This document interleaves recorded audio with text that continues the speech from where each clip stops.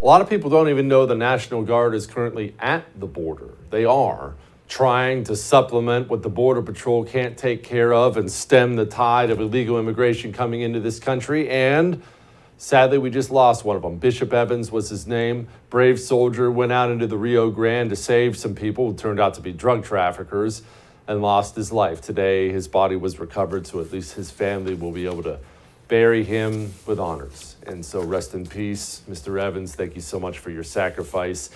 Now that's that part of it. Now this is this part. Why haven't you seen it on the news?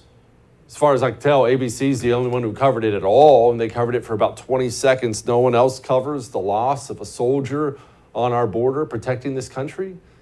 Joining me now, my friend Drew Holden. He's the media writer for the Washington Free Beacon. Drew, the silence has been deafening out there on my dial, buddy. Yeah, Jesse, you and me both. Unfortunately, there has been a lot of silence, and I think a lot of it comes from the top down. You haven't seen anything yet from the White House make any mention of the fact that we had a service member who died doing something that, as you alluded to, it shouldn't have been necessary. Shouldn't have been happening in the first place.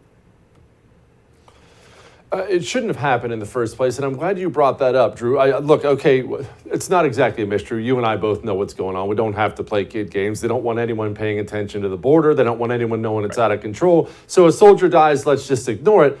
Nevertheless, Joe Biden is the commander-in-chief. Much as I hate the guy's guts, he is the commander-in-chief, and a soldier just died protecting the country. That's worse than the media. How do we not have a statement out of the White House? How did we not have a statement about 15 minutes after Bishop Evans died? How do we not have a statement yet?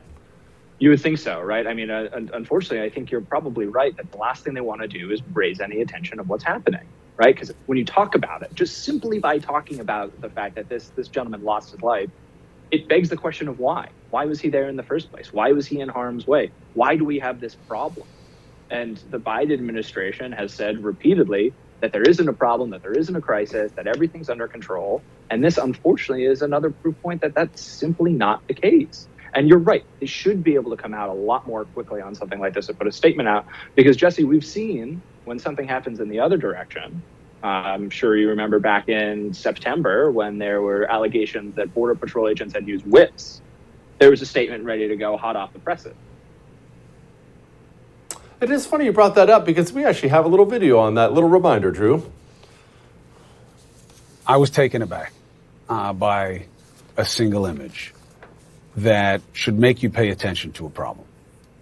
This one. There's a lot here. Yeah, as an image, to me it does smack of a bygone era of slavery, aided by reports of people being beaten, whether with a riding crop or the reins, most likely. You may be drawn to the desperation of the man trying to escape. Others, in the desperation of keeping our borders safe, of what I believe the former president tried to depict as a brown menace at our border. It does smack of a bygone era, back when Chris Cuomo had a job. But anyway, Drew, in all seriousness, whatever happened with that vicious Border Patrol agent and that whip he was using? How'd that work out in the end?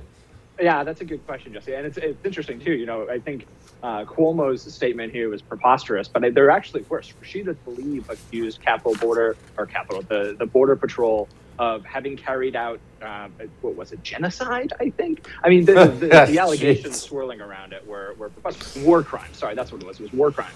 And so where we are now in the investigation, reporters here and there will ask Jen Psaki what the latest on the investigation is. All we know is that it's still ongoing. It sounds like there was a New York Post scoop about a week ago that it looks like the agents involved are going to be cleared of any wrongdoing. Apparently the report is final, about 500 pages somehow, but the Biden administration is still waiting on it. They haven't actually released the final findings, which, again, by all indications, aren't going to pan out well for what Biden, the Democrats, and the media had said. Don't miss Jesse Kelly Breaks History, The Forgotten Genocide, the first episode of a new series available now exclusively for First TV supporters. Visit the First TV app or thefirsttv.com to subscribe and start watching today.